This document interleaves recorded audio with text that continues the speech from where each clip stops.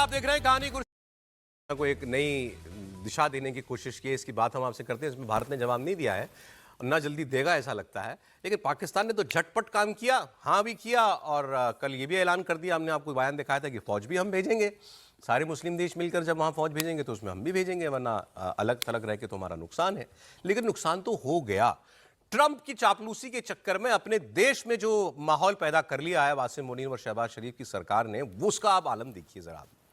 पाकिस्तान में सब तबके, मतलब हर छोटे से बड़ा आदमी सरकार को और आसिम मुनीर को कोस रहा है। मुनीर को ट्रंप के लिए नोबेल मांगना अब गले की फांस बन गया है। एक ही बहस चल रही है पूरे पाकिस्तान में, क्या पाकिस्तान गाजा में अपने ही लोगों के खिलाफ, मतलब मुसलमानों के खिलाफ ही बंदूक उठाएगा?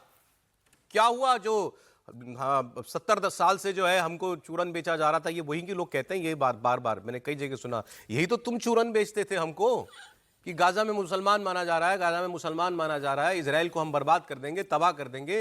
ये न्यूक्लियर बम की धमकी इजराइल को भी देते थे। तो वहां तो लोग ये मांग करते थे कि इजराइल पे कब चला रहे हो न्यूक्लियर बम, और इजराइल के साथ बैठ के अब तुम जो है डील साइन कर रहे हो, इजराइल की सेना के साथ मिलकर तुम वहां हमास को मारोगे, हमास से हथियार छुड़वाओगे, ये काम करोगे। मैं आपको बता भी दूं जरा, क्योंकि ये बिल्कुल एक क्लियर खबर आई है। जो बोर्ड ऑफ पीस बना है ना, उसका मैंडेट क्या है, क्लॉज 7 क्या कहता है उसका? वो कहता है, it authorises member states working with the board of peace and the board of peace itself to establish a temporary international stabilisation force in Gaza to deploy under unified command acceptable to board of peace members. कि हम वहां पर एक सेना, सारे member state मिलकर एक सेना बनाएंगे और वहां उसको उतारेंगे। फिर उसमें आगे क्या है, फोर्सेस कहां से आएंगी? Forces will be contributed by participating states in close consultation and cooperation with Arab Republic of Egypt and state of Israel. Israel की क्लोज कोऑपरेशन और सहमति से वहां पर आप फौज उतारोगे। पाकिस्तान ये काम करेगा। आज तक पाकिस्तान ने इजराइल को मान्यता नहीं दी है। अब वहां की पार्लियामेंट में सवाल उठा, भाई कैसे किया तुमने ये? इस पार्लियामेंट से पूछा क्यों नहीं है इतना बड़ा कदम उठाने से पहले? जिस बुनियाद पे तुम्हारा देश बना, मुसलमानों के लिए बना, फिलिस्तीन की आवाज उसी दौर के आसपास ही इसराइल और फिलिस्तीन भी बने थे। फिलिस्तीन तो कभी था ही नहीं, खैर इसराइल उसी वक्त बना था।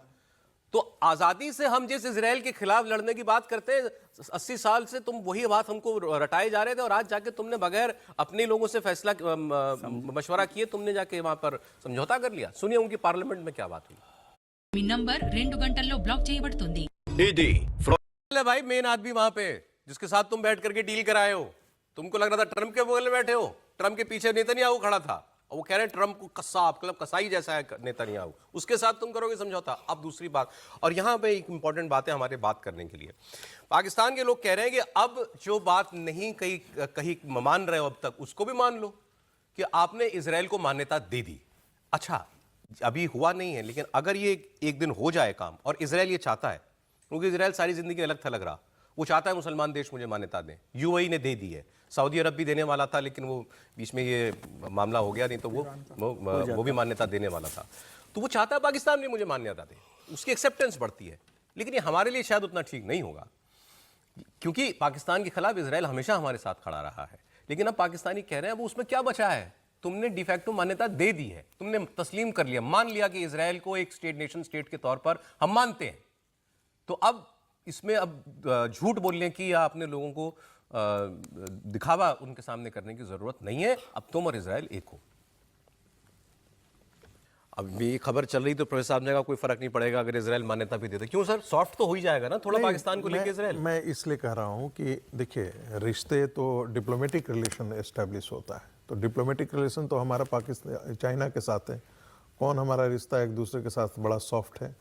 डिप्लोमेटिक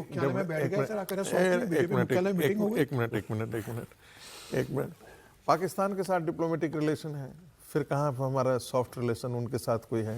इससे कोई फर्क नहीं है। दूसरा बहुत बड़ा इंपॉर्टेंट है, ये जो ज्यूज नेशन है, मार करके दुनिया में भगा दिया गया था सारे जगह। ये उनकी अपनी जन्मस्थली थी जहां से उनको भगा दिया गया था। और जब दुनिया में हर जगह ज्यूज को प्रताड़ित किया जा रहा था, मारा जा रहा था, कत्लेआम किया जा रहा था, अकेला भारत था जिसने शरण दिया था।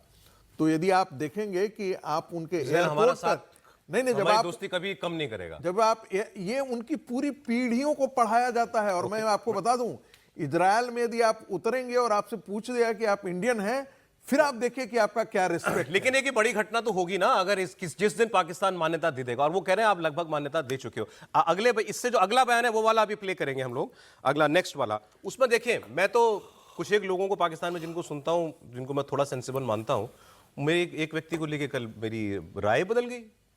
वो जो अभी आप बात कह रहे थे, वो व्यक्ति पढ़ा लिखा जर्नलिस्ट, बहुत सीनियर आदमी, और मैंने हमेशा उसको सेंसिबल बात करते ही सुना था।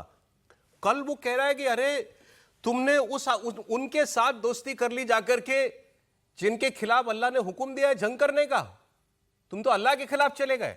ये अगर वो आदमी ये कह रहा है, शक्ल देख के आप पहचान जाएंगे किसकी बात मैं कर रहा हूं, तो मतलब आम पाकिस्तानी क्या सोचता होगा इजराइल और यहूदियों के बारे में, आप इससे अंदाजा लगा लीजिएगा। सुनिए बयान। योगेश जी देखिए, ये तो पढ़ा लिखा एक आदमी, सीनियर जर्नलिस्ट, ये सोच रखता है कि यहूदियों के खिलाफ तो जंग का हुक्म है भाई अल्लाह से हमें। तो मदरसों में पढ़ा होगा, वहाँ तो यही पढ़ाया जाता है। भारत के मदरसों को जब कहा गया कि ऑनलाइन रजिस्ट्रेशन पढ़ा तो मदरसे में आसिम मुनीर भी है, वो तो फौज भेज रहा है। तो वो क्या कर रहा है? वो भी तो कर रहा है, कुर्सी के लिए शहबाज को बलि चढ़ाने की तैयारी कर रहा है वो। तो आसिफ मुनीर मदरसा में पढ़ा, तो क्या आप सोच रहे कि बड़ा रचनात्मक सोच का आदमी बन गया है? नहीं, वो अपने ही मुस्लिम लोगों को बलि चढ़ाने जा रहा है। किसके लिए? कि हम प्रधानमंत्री बन जाए पाकिस्तान के।